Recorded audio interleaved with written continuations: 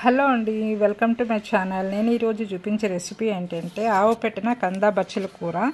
ఇది తరతరాలుగా మా తాత ముత్తాతల దగ్గర నుంచి సాంప్రదాయబద్ధంగా వస్తున్న కూర ఇది.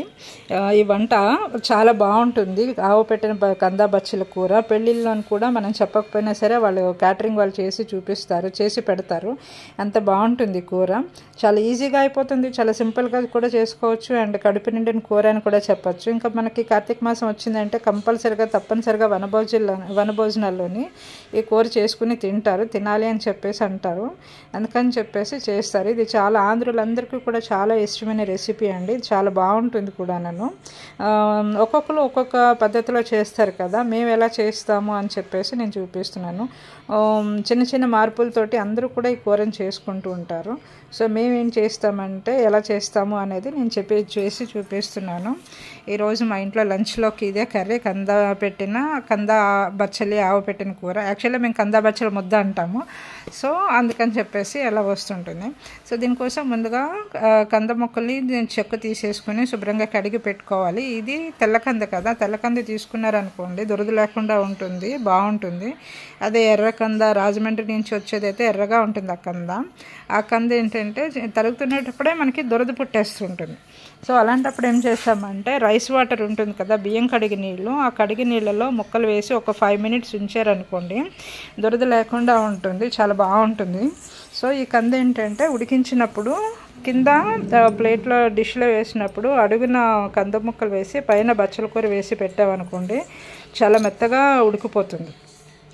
సో 1-2 విజిల్స్ వచ్చాయనుకోండి సరిపోతుంది. 1-2 విజిల్స్కే బాగా కుక్ అయిపోతుంది. తర్వాత ఇది స్ట్రెయిన్ అవుట్ చేసి పక్కన పెట్టుకుందాము.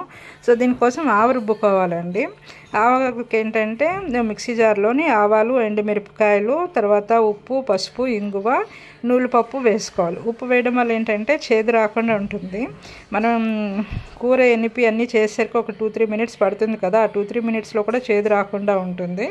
అందుకని చెప్పేసి సాల్ట్ ఇందులో కొంచెం వేసుకొని పెట్టుకోవాలి. తర్వాత పాన్ పెట్టుకుని దాంట్లోకి నేనైతే సింపుల్, మేము కూరకి ఎక్కువ పోపు అంటే అన్ని రకాల కూరలకి పోపు వేసుకోరు కదా ఎక్కువగాను. దీనికోసం ఏంటంటే కొంచెం ఎండుమిరపకాయలు, ఆవాలు, శనగపప్పు, మినపప్పు కొంచెమే వేస్తున్నాను నేను. వేసుకుని ఉడికించిన ముక్కలు ఉన్నాయి కదా అవన్నీ ఇందులో వేసేసి ఒక 2 minutes ఫ్రై చేసేయాలి.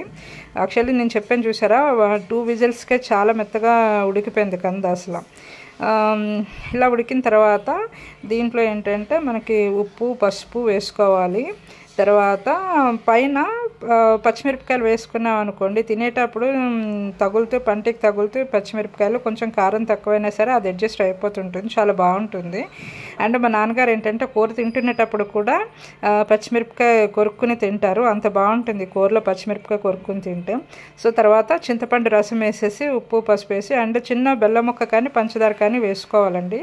స్టవ్ ఆఫ్ చేసేసిన తర్వాత దీనికి ఏంటంటే మనం రుబ్బి పెట్టుకున్న ఆవు ఉంది కదా ఆవు వేసుకోవాలి. స్టవ్ ఆఫ్ చేసిన తర్వాత ఆవు వేయాలి. ఉంటుండగా చేదు వస్తుంది అని చెప్పేసి అంటారు.